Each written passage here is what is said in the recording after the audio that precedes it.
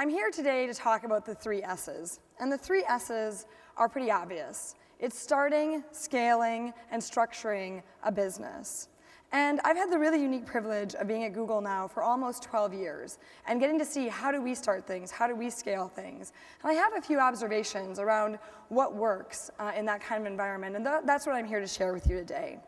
And of course, the first of the S's is starting. How do you get something started? And with this many entrepreneurs, you all have lots of ideas and lots of experience around how to start things. But here's what's worked at Google in terms of getting things started. Not only in terms of the company, but also starting new product lines, starting new ideas. And of course, this all starts with the idea. And the idea, the biggest thing we can say about the idea is to work on problems that matter. Everyday problems, things that people use every day. That's why I have the toothbrush and the toothpaste here. Because there are things that you want, but the nice thing about an everyday problem is it gives you the opportunity to have a really big positive impact on your users' lives. It also means that because they're using it every day, you get all kinds of usage and you get all kinds of feedback. And it helps you make your products that much better, that much faster. And in fact, when you look at some of Google's products, they all tend to be things that people use almost every day. Be it search, be it something like Google News or email, and also things like Google Maps. I worked on Google Search for about 10 years in the middle of my career at Google, and I moved over to working on location, Maps and Local last October. And one of the reasons I felt compelled to do that was because I noticed more and more that there was something happening in the location space, happening around mobile phones, and in fact, they can actually help you understand where you are and personalize based on that. And more people are using Maps every day. How many people used Maps today to get here to the conference? A lot. And so when we look at these types of problems, these are the types of problems that ultimately scale and offer all kinds of opportunities for innovations, for add-ons, for features. But you want to work on really big ideas.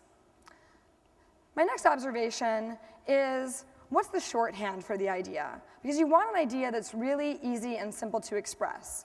Search that just works. Mail that's organized by searching and has a lot of storage attached to it. Maps on your phone that personalize to you based on where you are. These kinds of short and easy to express ideas. And you want that because it basically means if you can express it in those types of broad stroke terms, it's a big idea and you're going to be able to build onto that. The other nice property it has is it means that you'll also get some amount of viral growth because it means your users can express what this is about and how it works in a simple and easy way. And that also helps you ultimately scale over time. The next point is probably the most important, which is building a great team. So I call this "You're brilliant, we're hiring." I saw this, this isn't actually a Google phrase, this is something I saw on a flyer when I was at Stanford, and I borrowed it. And the interesting thing is, we once ran a competition with our ads to see which taglines got clicked on the most if we ran an ads for the Google job page. And "You're brilliant, we're hiring" worked, which I think is always so funny because people see this idea that there's a link on the page and people are like, "I'm brilliant, click." But I do think that having a great team, having really smart people is something that's really important. It helps you build on your ideas. It makes everyone at the company better because everyone's challenging each other. And over time, it's what really keeps people motivated. A lot of people say, to me, why Google? Why Google for 12 years? And for me, it's all about the team. It's all about the people that I get to work with every day. And so working with great people and hiring a great team is something that's really, really important, especially at the start. 250. So I thought I would throw in some interesting numbers here. So 250 is the number of all-nighters I pulled during my first 5 years at Google. So basically, for the first 5 years I was at Google, I pulled an all-nighter every week, sometimes twice a week. And so my next point is that if you have a really big idea for an everyday problem and you've got a great team, it's okay to sweat it.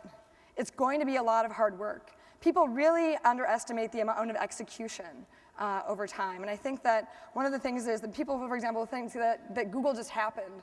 Google didn't just happen. It was a lot of hard work. It was a lot of intense work. But when you've got that combination, a big idea that's easy to express and easy to build on and a great team, it's okay to sweat the small stuff because it does really matter. This is something that's really important.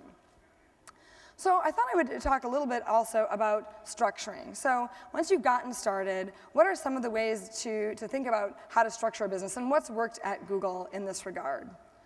My first observation is around users. A user-driven culture and a user-focused culture isn't something you can add later.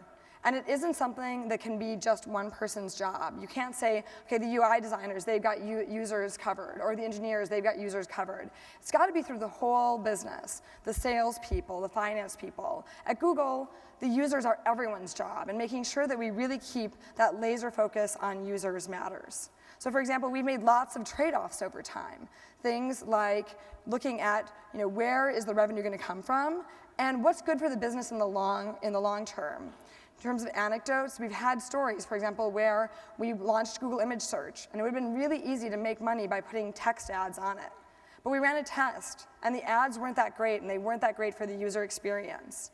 And we basically said, you know what, even though this is something that could make us something like $40 million a year at that time, we said that doesn't make sense because it's not a good user experience. And until we get the user experience right, this isn't something we want to do.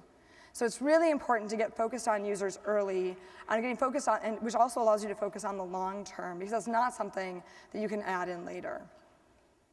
My next observation is that whenever you have a business that's growing and scaling, it's somewhat chaotic, and that's okay, and there's a lot of really good things that come out of the chaos. And Google, for example, was certainly very, very chaotic. But that said, there are some ways to organize that chaos in order to get really good results. And I thought I would focus on 5 or 6 things that we've done at Google that I think have really helped. And some of this is actually Google jargon, so I'll explain it as I go. The first point is we've always had something, since we were about a year old, called OKRs. And that stands for Objectives and Key Results. What are the overarching things we're trying to achieve? Those are the objectives.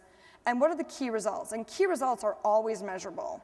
Has the product shipped by June 15th? Have we hit a certain user milestone or a certain traffic milestone? You have these key results that are very measurable, and they're always stretch goals. To really make a team, really try and strive for it. And our goal with OKRs is when we grade them at the end of the quarter, we hope that we're somewhere between 60 to 70% of the way there. But OKRs are something that can help give a lot of informal structure throughout the organization, because at Google, we do OKRs across the company, within each team, and also for each individual. What are people hoping to achieve, and what are people hoping to contribute during the quarter, and how are they going to measure their success along that goal? The next point is product roadmaps. Yes, every company has product roadmaps, but I think the interesting thing here is, yes, you need to have them, but there is a key tension here, which is around periodicity. One of the observations we've had is that if you have quarterly product roadmaps, almost everything seems to take a quarter to get done. So you look at how do you deal with quarterly roadmaps versus monthly roadmaps versus weekly roadmaps. We've had a nice balance where in the very near term we have weekly roadmaps, longer term we have monthly, and further out we start talking about quarters.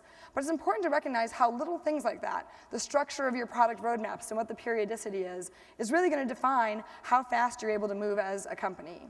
Which brings me to my next point. We also have something which is the opposite of product roadmaps. Product roadmaps are the planning we do in advance. Launch calendar is something that we do every week. And this is somewhere where product managers and tech leads can file and say, I'm launching this feature, I'm launching this product, and we have a weekly meeting where we go over it and we make sure, are all the I's dotted and T's crossed, right? Does marketing know about this? Does legal know about this? Does our software reliability organization know about this?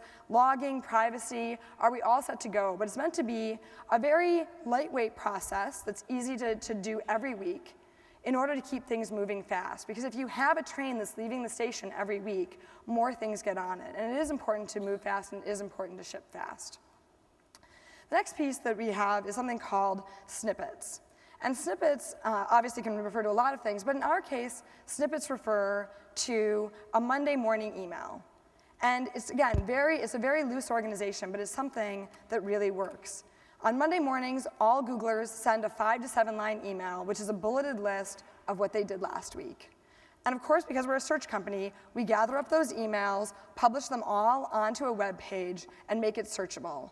So if you're wondering, is there someone else in the company that's working on a JavaScript optimizer, or is there someone else in the company who's working on taking pictures of businesses, you can just search the snippets and you can see who's working on this, who's thought about this in the past. It's not something that takes a lot of time and requires a lot of organization, but it's something that really helps because it allows people to connect with each other and find each other inside the company, and it also reduces the redundancy of efforts. The next piece is 20% time. How many people here have heard a little bit about Google's 20% time? So it's somewhat known that we have always had this policy of giving our employees 1 day a week to work on whatever they want to work on. And 20% time is controversial. A lot of people say, well, aren't you just giving away 20% of productivity? And other people say, does it really work that way? Do people really spend 1 day a week or 1 hour a day or 1 month every 4 months doing what they want to do? And the answer is that 20% time does work, but it works in a way that's different than what most people think. It works because what it's really about is offering employees a license for their creativity, to say, your ideas matter. What you think is important matters. Right? And giving them the opportunity to work on that, contribute to that, and also to tap into that passion. A few years ago, someone asked me to quantify 20% time. So I went through our launch calendar, because we have the archive of all the launches, and I mapped out which ones came from top-down and big initiatives, and which ones came from 20% time. And in the 6-month period that I looked at, basically 50% of the things that we launched came from 20% time. Which is really amazing, because what we learned through that is that when you tap into what people are excited about, what they're passionate about, when you give them a license to be creative and work on what they want to work on, it really comes back to you in spades. And the last item I would point out that allows us to have some structure in terms of what we're doing is dashboards. Google's always been very data-driven, and having some insight into when you launch a new product, how many installs were there, how many users were there that first day, how much usage is there, and being able to monitor that over time. Dashboards are really what ties a lot of this together, because it lets us know, are we moving fast enough, are we changing the product fast enough, are we going to hit our OKRs, and move in a way that is structured and informed, but really allows us to run fast. My next observation is that it's innovation, not instant perfection. That there's going to be some times when we launch something and it's not right. And what's more important is to iterate it to the right solution over time.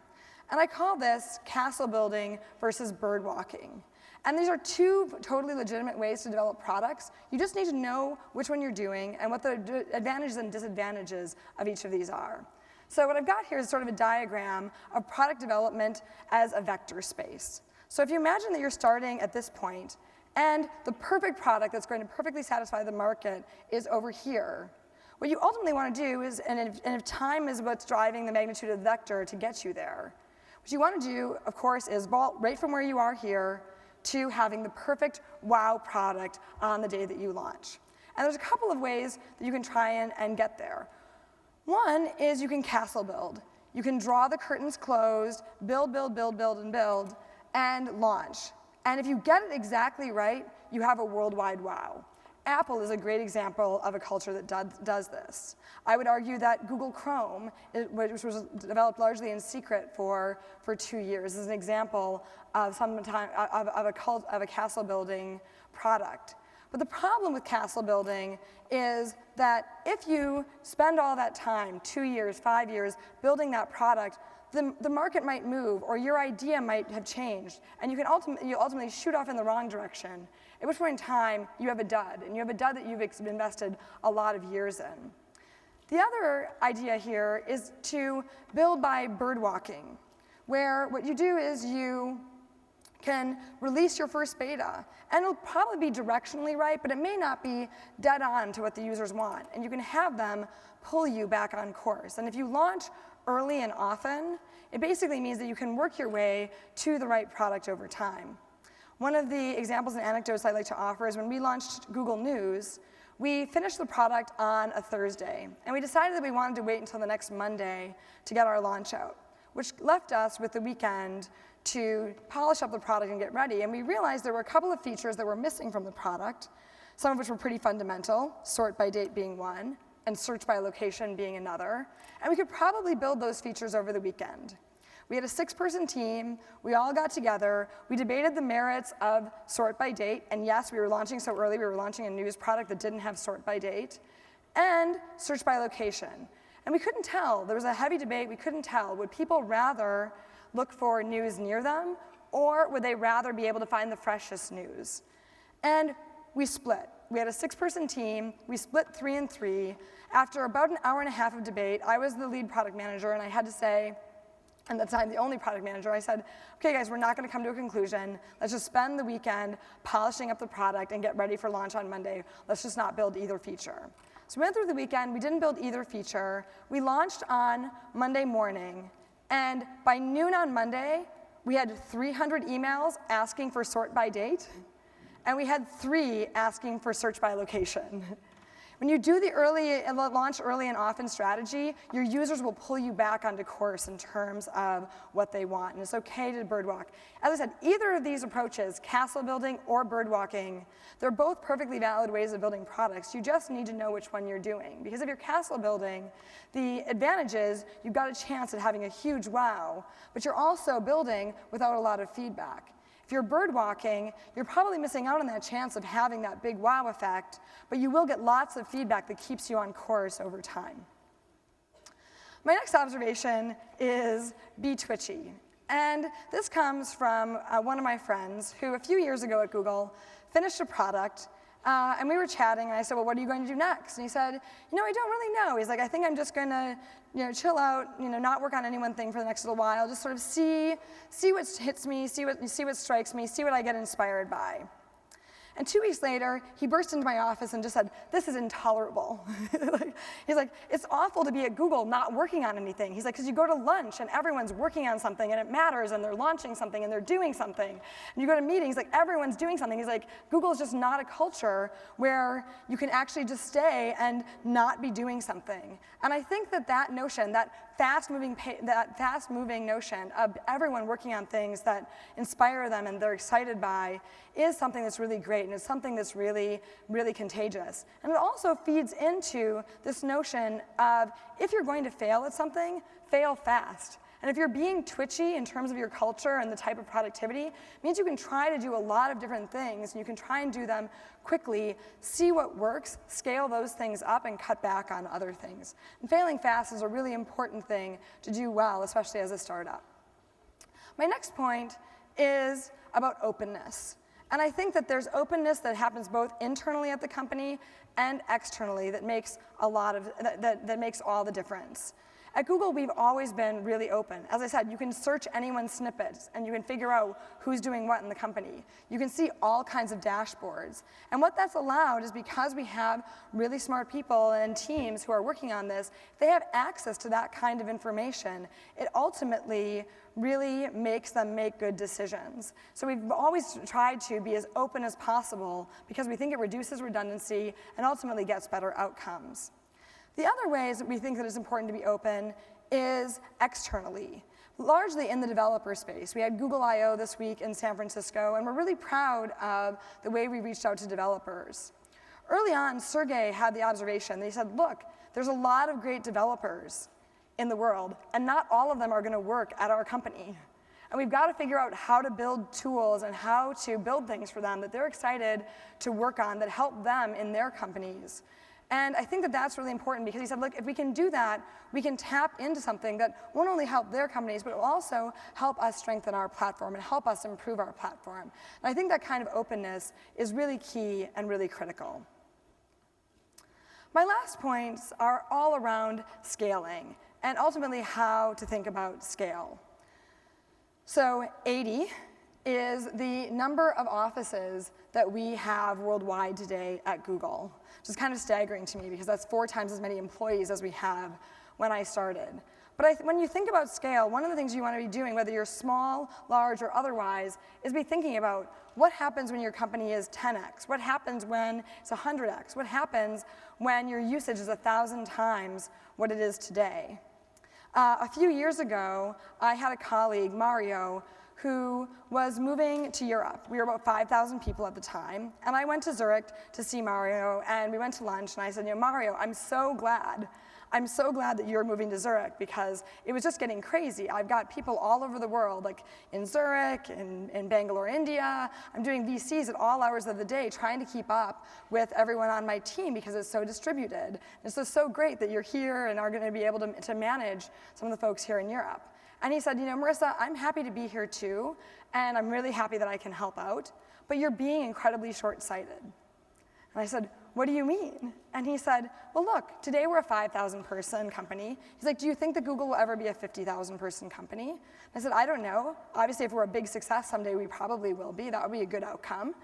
And Mario said, well, but if we're a 50,000 person company, and you have to expect that if you're an executive of a 50,000 person company, you're ultimately going to be managing people who don't just work where you are. And he's like, so why are you trying to optimize for an outcome that is so clearly not in the direction of the very successful outcome that could happen for the company? And I think that's really true. Trying to think about, what does it mean for something to be 10 times bigger or 100 times bigger? How are you going to have to operate? How is your team going to have to operate in that situation? And I think that that's something really important to think about. I have a birthday cake on this slide because someone would make so a few years ago I heard sort of the trivial example of when you're small, you can buy everyone a birthday cake, right? But the problem is as you scale, and by the time you even have just hundreds of people, you're in a mode where you have to have a birthday cake every single day, and sometimes several times a day, right? And so be careful when you are scaling to think about what can you do en masse, and what can you do as you start scaling up by orders of magnitude. In terms of scale, data is the backbone. How can you look at and understand what should you optimize? How can you make revenue? A lot of this really gets better when it's data-driven, and Google's always prided itself on being a very data-driven company, be it from split A/B testing to analysis around our revenue. But when data is the backbone, the nice thing is it allows you to operate at scale because it allows you to delegate a lot of decision-making. I'd also make the point that data isn't just the backbone. It's also the gas pedal. It's how you can go fast. You can say, okay, this is the metric that matters, right? And if this is what happens on search when we roll out something like Google Instant, we know it's a good change and we should absolutely roll it out. And it means that you can ultimately delegate decision making, you can know the decisions are being made really well. It helps everyone run faster and run in a much more empowered way if they know what the criteria is. You can also say, okay, this is what a lifetime value of a Chrome user or a toolbar user or a homepage user is. Which means if you actually stumble on a way to acquire that user for less than that, go for it, because that's always going to be incremental revenue. And so by really looking at data and being very committed to data, it's something that can really help a company operate at scale, and it certainly has helped us. 10,000 times.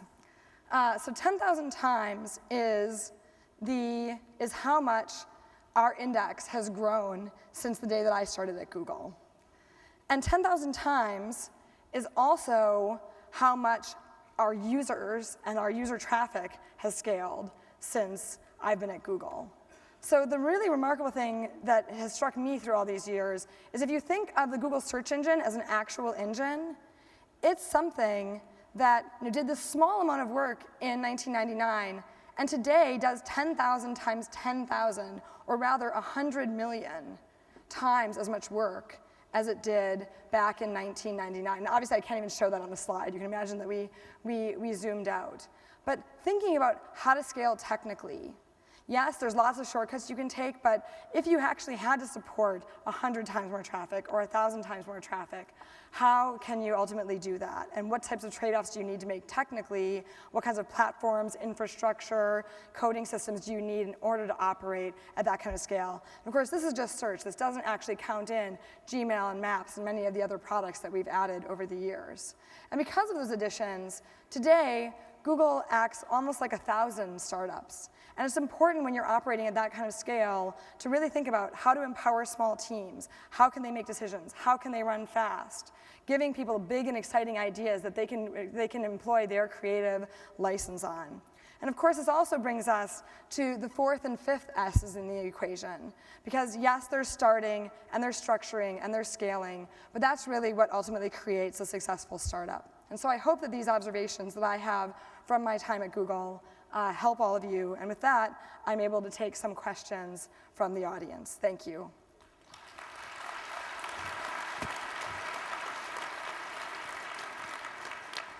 And I think we have a microphone right here. So if you have a question, you can come up to the microphone.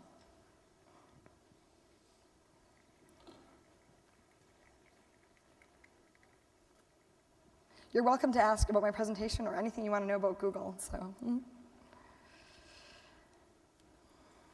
Hi, thanks for sharing about the insightful stuff at Google.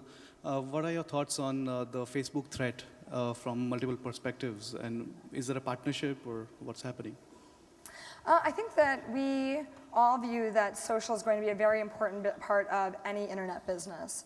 Facebook has obviously done this really well. But that said, we know that there's a lot of things that we can do at Google that ultimately will make our products better. We've rolled out things like social search. So not only can you see the most authoritative results on the web, you can also see the results that were authored by your friends or commented on by your friends. I think that that's something that's really important and key. In Maps and Local, which I'm working on now, it's really great to be able to do something like Google Latitude and be able to share your location, your check-ins, your ratings, with other people, so you can actually get some of that social chemistry going on. So we think that there's going to be a lot of very important things that we need to do with social. We've gotten started there, but obviously there's a lot more to do. So I have the opposite question. My name is Anshu Sharma. So Google's doing a lot of things, right? Social, mobile, applications, everything. So, so there's a whole series of questions around the Groupon thread, the Facebook thread. My question is actually the opposite. What are the areas that Google is not going to do? What have you decided you will not attack? What will you not try to endeavor? There's a lot of things that Google doesn't do. As I said, I think you can see some of our ideas. Like, we do want to work on everyday problems, and there are some niche things where they're only used every so often, and that's not something that we want to work on. For example, one of the things that we cut back in December was real estate. And it's not because real estate isn't a really important problem, and it's not because real estate isn't a really big important market. It's because we had been working on it for 4 or 5 years, but we had never managed to put more than just a handful of engineers on it, and we realized we weren't going to be able to create a really big and impactful product with that kind of investment. So we ultimately decided to close down the project. But there, you'll see that sometimes we'll try something out and then ultimately pull back from it. Maybe because it just wasn't the right time for the market, maybe because it just wasn't quite what the users wanted. And because of those reasons, those are some of the things that you'll see us pull back from. Google Wave is another example, and you can see some of the things where we've tried it, and either because the market wasn't quite what we expected, or the market response wasn't quite what we expected, we've moved away from it. And I think you can get some guiding principles from that. Hi, Marissa. Thank you for a very energetic presentation. I'm Roop, and I run a small software startup called Edgevertise. My question to you is around Android and iOS. When I think of Google, I think of an extremely innovative company that is typically trying to be a path leader in whichever space it gets into. And I have an iOS or an iPhone, and I also have an Android phone. And I love the iPhone. The interface on Android just seems like a ripoff of the iOS interface. What gives? Why not reinvent it? Because Apple reinvented it, and I expect more of Google as a consumer. Sure. I think that, one, we think that in the smartphone space, there's easily room for 2 players.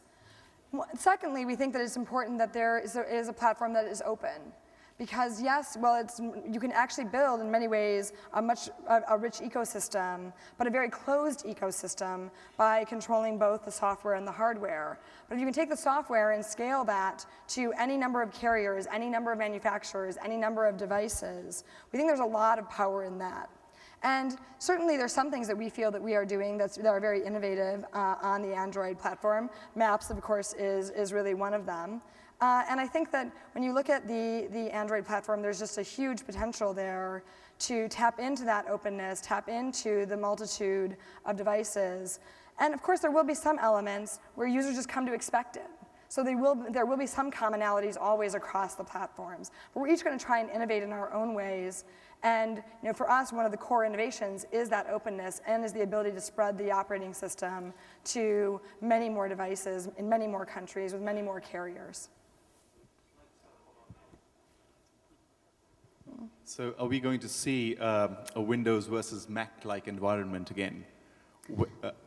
I think it's hard to say. I think the smartphone space is so new. It's moving really quickly. There's all kinds of global issues, both in the US and in other countries. And so, I think right now it's just an incredibly rich space to be innovating in. When you look at what's happening with mobile apps, this idea that you now have a computer in your pocket, it knows where you are, it can personalize the applications to you. In theory, it can even bring you what you want when you didn't even know that you were looking for it, right? And actually help you really make the most out of your physical experience in the world. I like to say that I think that smartphones really are the cursor between the virtual world and the physical world, because in both places, your phone is expressing where you are. It knows where you are in the physical world, and by expressing that to the digital world, it actually is able to take all of that information that's out there in the cloud and on the internet and map it into that world so you can really make the most out of your experience. And so I don't know what the long-term industry view will ultimately be, but I do think that one of the things that's happening is this multitude of applications has just given birth to a huge number of innovations that are just super exciting. My question is regarding to starting, and it's easy to look at Google and say, wow, everything you decided, every decision you made was just brilliant because of the success. But could you maybe tell us a little bit about one decision that you as an insider knew about that, frankly, you were lucky to recover from? Sure. We have made thousands of bad decisions along the way. And I do think that one of my points is that it's important to recognize when you make a bad decision or you launch a bad product to iterate quickly, launch early and often, and really find a way to recover from it. I think, if you think about Max and Madonna, they were cool in 1981, still cool in 2011. How do you stay cool for 30 years? And it's not because they didn't have any missteps, right? Apple had the Newton, Madonna had the sex book, right? There were lots of big flops along the way. But the nice thing that they did is they constantly reinvented themselves and constantly recovered. I'll give you two examples of different decisions that we made along the way.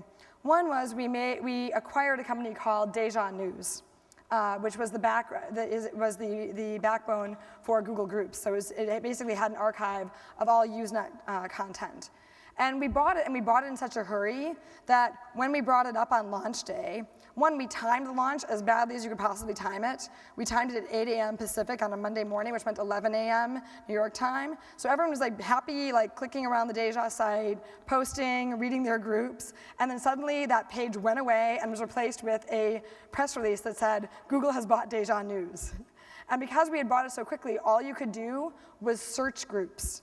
You couldn't post, you couldn't browse, right? I remember actually reading this headline that said, or this sort of summary in commentary, in the press commentary, that said, it's like Google took over your favorite library, and when you went and asked for a particular book, they just threw 10 random ones at you. So it was like we had a lot of very upset users, and of course, Usenet users at that time were very, very vocal, the most likely to email you, the most likely to ask you to, and we had to recover really quickly. Right, within 3 weeks, we had browse up. Within 8 weeks, we had the ability to post and contribute. So, within just a matter of weeks, we had to rebuild their site and make it functional. That said, it was clear that the way we rolled it out couldn't really have been any worse. And so that's an example of a product where we had to roll it out and recover really quickly. I think the other piece is when we were looking early on at doing one of the big rev share deals, the AOL deal. We didn't really, we had just moved over to CPC pricing from CPM. We weren't really sure how it was going to work. We weren't sure how our ads were going to perform on their site. We did some tests. We ran some models. We had 3 scenarios: low, moderate, and extreme success. And low and moderate had us going out of business. And the extreme success scenario had us breaking even. Right? But that said, we realized that there was power in the network. We realized there was something really great about partnering with AOL, which is a partner we're still really proud to work with today. And we decided to do it anyway, and the problem was that like our model just couldn't capture things like network effects. The fact that you could now go to one place and buy ads was ultimately going to really buoy up the whole auction and really strengthen the overall network of advertisers. But in that case, there was a huge debate inside the company because two of the more likely scenarios actually looked really, really scary, and the third one, which looked that kind of improbable, didn't look that good. But part of it is, sometimes you have to go off the data, and sometimes you have to play a hunch. And there, we really did play a hunch. But there's lots of times when a decision could be bad, it could be good. You just don't know, and you just have to pick one of the options and really commit to it.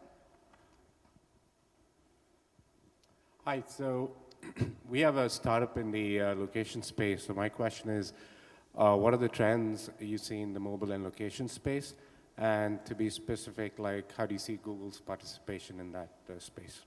Sure. Well, I think that the mobile and location-based space is really exciting, which is one of the reasons why I moved over to working on it last fall. It's growing incredibly quickly. As I said, now more than ever, you start to see people yes, they used to do search every day. Yes, they used to do email every day. Now they're using maps on their phone every day. Because, yes, sometimes you need to know to get where you're going, but you also want to know who's around you.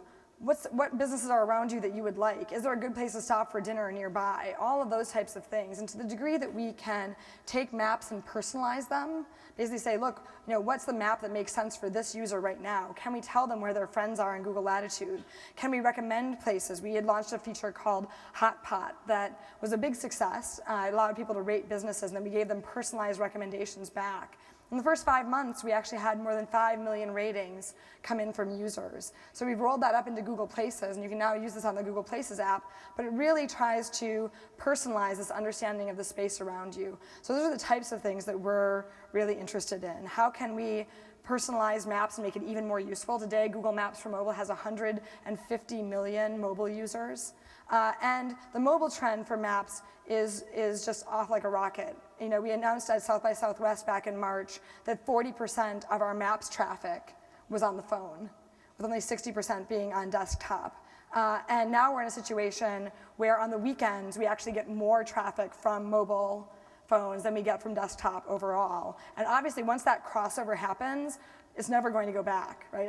Maps are wonderful on desktop and they're a really important service to provide, but when you start to add that notion of your phone having GPS and it knows where you are, and it can help you find your way around, it really is a killer application, much like voice and texting. So we really want to figure out how to take those applications, launch the next generation of those, and keep making them more and more useful, because we do think almost everyone who has a phone should be using maps on that phone and should be really getting the most out of it. Hi, thank you very much for the presentation. My name is Franklin. I own a startup company. We do micro-licensing on the web. The question I'm about to ask you, I Googled it and I couldn't find an answer. And so I'm looking to know if there's such a thing for a pattern for talented person, and is it something that I can recognize and something I can learn? How do you hire people? How do you know that is talent? How do you know, so what kind of person? Is it something that can be learned? Talented person. Yeah. How do you recognize them and how do you hire them? Sure. Well, I think, and I'll call on Joel on software.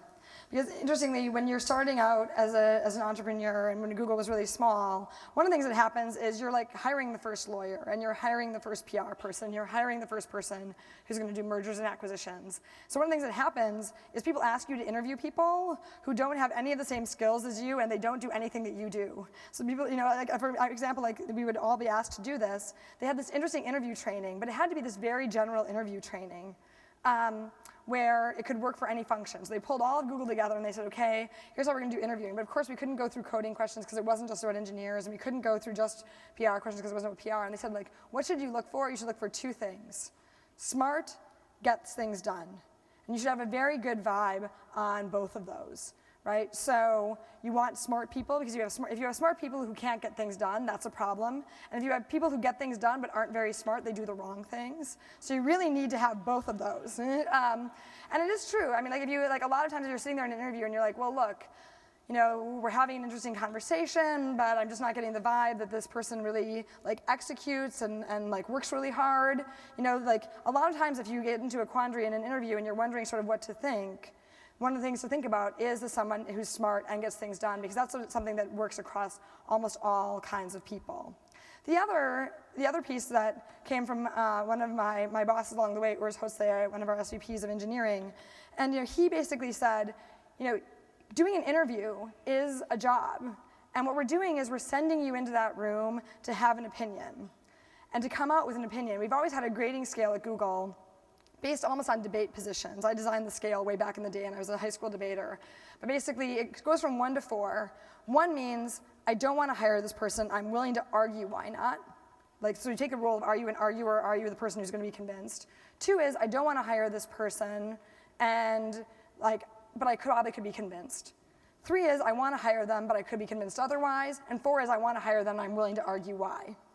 And we also have added sort of a decimal system. So you can be like a 3.6, which means you're positive, but not all the way to 4. But one of the things that happened was people kept going into interviews and coming out and rating their people 2.5. And this just totally enraged Urs. And Urs was like, look, if you come out of an interview and you give someone a 2.5, which basically means you don't know if we should hire them or not, it means you didn't do your job in the interview.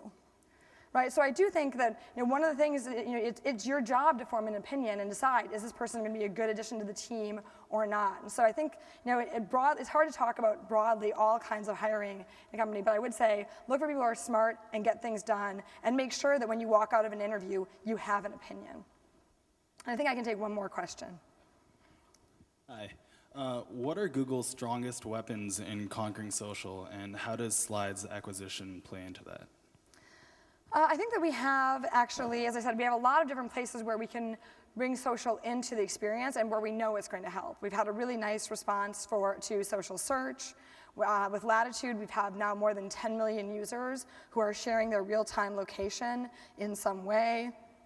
When you look at things like Gmail and chat, who are people emailing and chatting with or chatting with their friends? So in many ways, we already understand the network of people. We understand how they interrelate.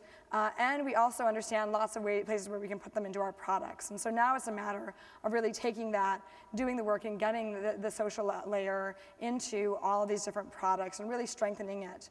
So that's what we are ultimately really excited about. In terms of Slide is something where we did the acquisition last year, and we rolled out a new structure around it. Because we want to have lots of different startups inside of Google, we've had Slide operate largely autonomously over time. So what that means is that they're operating as a separate company. They just make their own decisions on their products, what they're launching, on PR, on HR issues, all of those types of things. Because we wanted to have a way to say, okay, here's a company, they've already been doing great. How can we bring them into the Google ecosystem, but really help them keep executing the way that they always have? And I think that's something that's worked really well. So with that, I want to thank all of you for your attention this afternoon, and I will hand over to Jay. Thank you. And I will stay here and talk to as many of you as I'm able to, but if you have business cards, if you could bring them up here, this gentleman will collect them, and I'll also take them from him. Thank you.